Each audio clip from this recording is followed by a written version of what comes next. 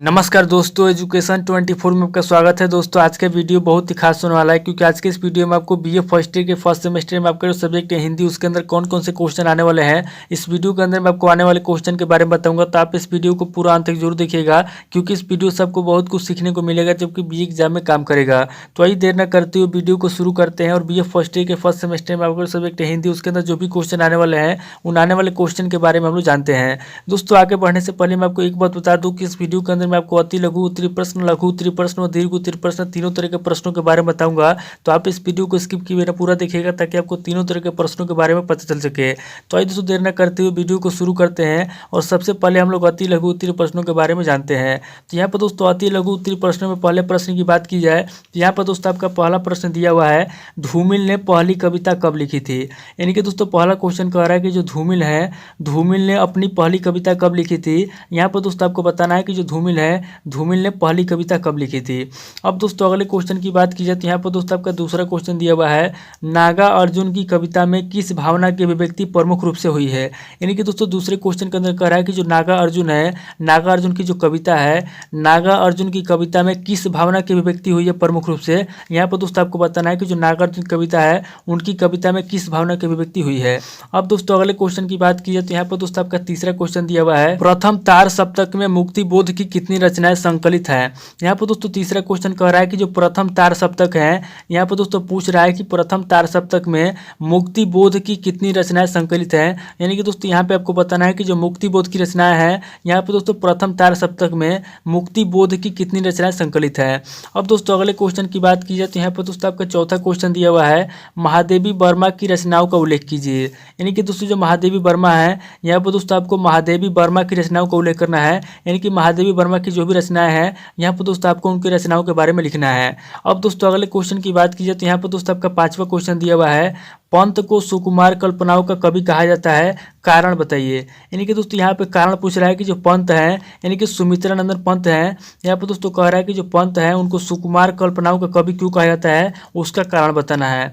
अब दोस्तों अगले क्वेश्चन की बात की जाए तो यहाँ पर दोस्तों आपका छठा क्वेश्चन दिया हुआ है, भारतेंदु हरिश्चंद्र की काव्य कृतियों के नाम लिखिए। यानी कि दोस्तों छठा क्वेश्चन कह रहा है कि जो भारतेंदु हरिश्चंद्र है, यहाँ पर दोस्तों आपसे भारतेंदु हरिश्चंद्र की काव्य कृतियों के नाम पूछ रहा है। यानी कि भारतेंदु हरिश्चंद्र की जो भी काव्य कृतियां हैं, यहाँ पे दोस्तों आपको उनके काव्य कृतियों के नाम लिखना है। अब दोस्तों अगले क्वेश्चन की बात की जाए तो यहाँ पे दोस्तों आपका सातवां क्वेश्चन दिया हुआ है, बिहारी किस काल के कवि हैं। यानी कि दोस्तों सातवां क्वेश्चन कह रहा है कि जो बिहारी हैं, बिहारी किस काल के कवि हैं। यहाँ पे दोस्तों आपको बताना है कि बिहारी किस काल के कवि हैं। अब दोस्तों अगले क्वेश्चन की बात की जाए तो यहाँ पे दोस्तों आपका आठवां क्वेश्चन दिया हुआ है, रामचरितमानस में कुल कितने कांड हैं। यहाँ पे दोस्तों आपको बताना है कि जो रामचरितमानस है, रामचरितमानस में कुल कितने कांड हैं। यहाँ पर दोस्तों आपको कांडों के बारे में बताना है।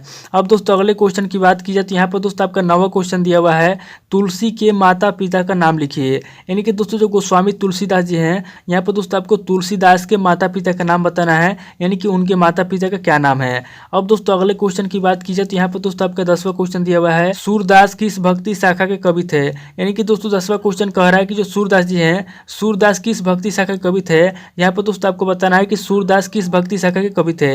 अब दोस्तों अगले क्वेश्चन की बात की जाए तो यहाँ पर दोस्तों आपका 11वां क्वेश्चन दिया हुआ है, विद्यापति की अवहट रचनाओं का नाम उल्लेख कीजिए। यानी कि दोस्तों जो विद्यापति हैं, यहाँ पर दोस्तों आपको विद्यापति की जो अवहट रचनाएं हैं, यहाँ पर दोस्तों आपको विद्यापति की अवहट रचनाओं का नाम लिखना है।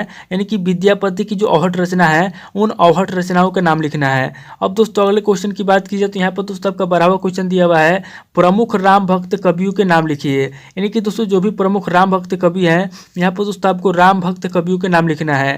तो ये दोस्तों टोटल आपके 12 क्वेश्चन होंगे जो कि आपके अति लघु उत्तरीय प्रश्न में पूछे जाएंगे। अब दोस्तों आगे हम लोग लघु उत्तरीय प्रश्नों के बारे में जानेंगे। तो यहाँ पर दोस्तों लघु उत्तरीय प्रश्नों में पहले प्रश्न की बात की जाए तो यहाँ पर दोस्तों आपका पहला प्रश्न दिया हुआ है, महादेवी की वेदना अनुभूति पर टिप्पणी लिखिए। यानी कि दोस्तों जो महादेवी वर्मा है, यहाँ पर दोस्तों आपको महादेवी वर्मा की वेदना अनुभूति पर क्या करना है, टिप्पणी लिखना है। अब दोस्तों अगले क्वेश्चन की बात की जाए तो यहाँ पर दोस्तों आपका दूसरा क्वेश्चन दिया हुआ है, भारतेंदु हरिश्चंद्र की भाषा पर संक्षेप में प्रकाश डालिए। यानी कि दोस्तों जो भारतेंदु हरिश्चंद्र हैं, यहाँ पर दोस्तों आपको भारतेंदु हरिश्चंद्र की भाषा भाषा पर क्या करना है, संक्षेप में प्रकाश डालना है। अब दोस्तों अगले क्वेश्चन की बात की जाए तो यहाँ पर दोस्तों आपका तीसरा क्वेश्चन दिया हुआ है, बिहारी का श्रृंगार वर्ण विषय पर प्रकाश डालिए। यानी कि दोस्तों तीसरा क्वेश्चन कह रहा है कि जो बिहारी हैं, बिहारी के जो श्रृंगार वर्ण है, यहाँ पर दोस्तों आपको बिहारी के श्रृंगार वर्ण पर क्या करना है, प्रकाश डालना है। अब दोस्तों अगले क्वेश्चन की बात की जाए तो यहाँ पर दोस्तों आपका चौथा क्वेश्चन दिया हुआ है, कबीर की भाषा पर प्रकाश डालिए। यानी कि दोस्तों जो कबीर दास जी हैं, यहाँ पर दोस्तों आपको कबीर की भाषा पर क्या करना है, कबीर की भाषा पर प्रकाश डालना है। अब दोस्तों अगले क्वेश्चन की बात की जाए तो यहाँ पर दोस्तों आपका पांचवा क्वेश्चन दिया हुआ है, विद्यापति के गीतों की विशेषताओं पर प्रकाश डालिए। यानी कि दोस्तों जो विद्यापति हैं, यहाँ पर दोस्तों आपको विद्यापति के गीतों की जो भी विशेषता है, यहाँ पर दोस्तों आपको विद्यापति के गीतों की विशेषताओं पर क्या करना है, प्रकाश डालना है। यानी कि विद्यापति के गीतों की जो भी विशेषता है, यहाँ पर दोस्तों उनकी विशेषताओं पर क्या करना है, प्रकाश डालना है। यानी कि उनके गीतों की विशेषताओं के बारे में बताना है। अब दोस्तों अगले क्वेश्चन की बात की जाए तो यहाँ पर दोस्तों आपका छठा क्वेश्चन दिया हुआ है, भक्तिकालीन साहित्यिक परिस्थितियों का उल्लेख कीजिए। यानी कि दोस्तों भक्तिकालीन साहित्यिक परिस्थिति है, यहाँ पे दोस्तों आपको भक्तिकालीन साहित्यिक परिस्थितियों के बारे में बताना है। यानी कि भक्तिकालीन साहित्यिक परिस्थितियों का उल्लेख करना है। अब दोस्तों अगले क्वेश्चन की बात की जाए तो यहाँ पर दोस्तों आपका सातवां क्वेश्चन दिया हुआ है, अज्ञेय प्रयोगवादी कविता के प्रतिनिधि कवि हैं, सो उदाहरण सिद्ध कीजिए। यानी कि दोस्तों सातवां क्वेश्चन कह रहा है कि जो अज्ञेय है, अज्ञेय प्रयोगवादी कविता के प्रतिनिधि कवि है, इसको क्या करना है, उदाहरण सहित प्रस्तुत करना है। यानी कि उदाहरण सहित सिद्ध करना है। अब दोस्तों अगले क्वेश्चन की बात की जाए तो यहाँ पर दोस्तों आपका आठवां क्वेश्चन दिया हुआ है, अमीर खुसरो की भाषा पर अति संक्षिप्त लेख लिखिए। यानी कि दोस्तों आठवां क्वेश्चन कह रहा है कि जो अमीर खुसरो हैं, यहाँ पर दोस्तों आपको अमीर खुसरो की भाषा पर क्या करना है, अति संक्षिप्त लेख लिखना है।